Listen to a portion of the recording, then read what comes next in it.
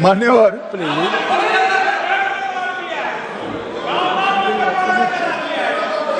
माननीय अध्यक्ष जी, झूठ को जोर से बोलने से सच नहीं होता,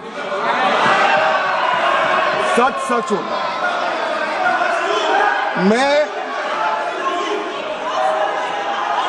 मैं बड़ी शांति से समझा रहा हूं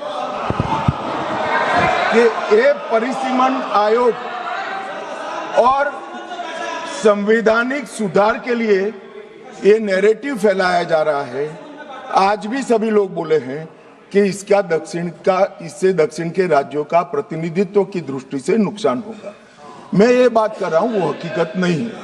अब जब मैं हकीकत नहीं है कहता हूं तो कल मैंने डिटेल बताया था, मगर फिर भी भाषण पढ़े जाते हैं फ्यूचर में।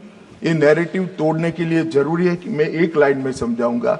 कर्नाटक, आंध्र प्रदेश, तेलंगाना, तमिलनाडु और केरला, 4-5 राज्यों का जो काल्पनिक एक दक्षिण उत्तर करा है, इसके 5 राज्य है, उसकी 543 सीटों में अभी स्ट्रेंथ है 129। अब 129 जो स्ट्रेंथ है 543 के प्रतिशत निकालते हैं तो 23.76% होती है। अब 50% वृद्धि कर जब ये 5 राज्यों की सीटों का हम आवंटन करते हैं तो 129 से बढ़कर 195 होती है। 129 के बढ़कर सीटें 195 होगी, जिसका 816 में प्रतिशत भार निकालते हैं तो 23.87 आएगा। तो पहले 23.76 था और अब थोड़ा सा बढ़कर 23.87 होगा। इसलिए मैं कह रहा हूं किसी का नुकसान नहीं। मान्यवर, कुछ सदस्यों ने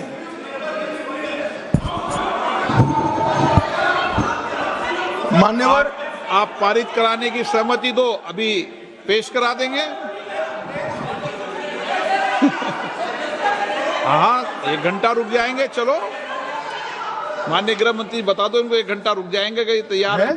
50% का बिल 1 घंटा रुक जाएंगे। पेश तैयार हो तो कर दें इनको।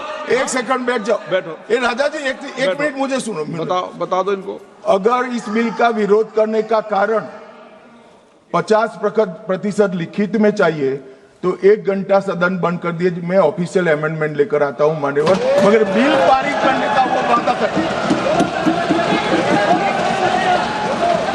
अब वेणुगोपाल जी बताए क्या बिल पारित करेंगे? चलिए, सहमत हो? सदन में बात कर लेते। सहमत हो? अभी अमेंडमेंट लाएंगे। चलो सर, शुरू करते आगे। Sir last minute. हाँ sir, last minute, yesterday onwards, when the bill introduced itself, entire opposition demanding we want this to be in the legislation. Number 2, the constitutional protection of the delimitation to the states, number of the seats in the state should be protected. We are asking the Home Minister whether are you ready to dealing the delimitation process along with the women reservation, number 1. Number 2, if you are ready to include the number of seats in each state by in legislation by 50%, these 2 things, are you ready? Sir, अब बैठ जाओ, हो गए भाई, तेरा नेता बोल दिया। मान्यवर, वेणुगोपाल जी ने 2 शार्प क्वेश्चन पूछे।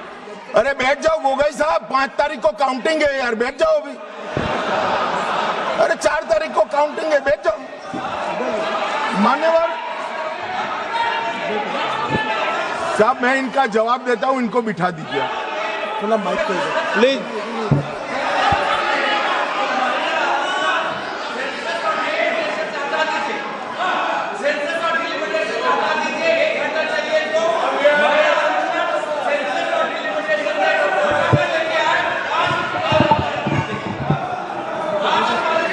अखिलेश जी से पूछ लेना।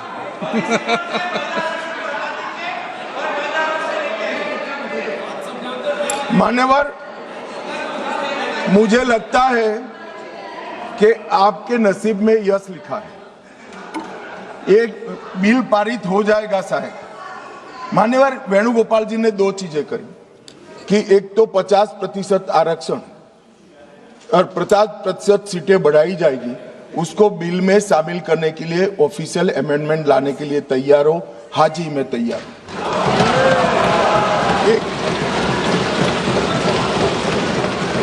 एक सेकंड, अब नहीं होता भाई, बैठ जाओ, दूसरा भी बताता हूं। मान्यवर, 1 घंटा आप सदन स्थगित कर दीजिए। 1 घंटे में मैं मेरा ऑफिशियल अमेंडमेंट मेरे पास में तैयार है, जेरोक्स कराकर सभी सदस्यों को सर्कुलेट कर दूंगा, क्योंकि हमें 50% सीट बढ़ानी है, हमें कुछ छुपाना नहीं है, हमें कोई चोरी करनी नहीं है, तो हम कर देंगे। और दूसरा उन्होंने कहा कि डिलिमिटेशन 26 की जनगणना का, ये झांसे में मैं नहीं आऊंगा, क्योंकि ये इसके माध्यम से अरे बैठ जाओ ना, बैठ जाओ।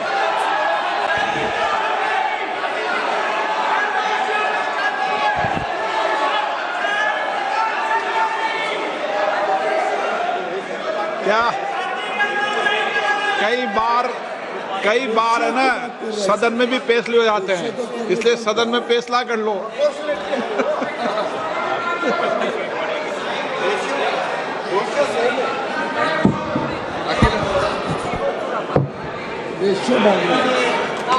माइक ही नहीं। अध्यक्ष महोदय, क्योंकि आपने कहा और माननीय मंत्री जी कुछ बात रख रहे हैं और हमारी तरफ से कोई बात आई है, अभी तक 11 साल का जो अनुभव है लगभग, अध्यक्ष महोदय, अगर भारतीय जनता पार्टी ये लिख करके दे देगी कि हम महिला प्रधानमंत्री बनाएंगे, तब भी हम इन पर भरोसा नहीं करेंगे। मान्यवर, इसलिए ऑफिशियल अमेंडमेंट मैं बाद में इसका जवाब देता हूं। मान्यवर, मैं इस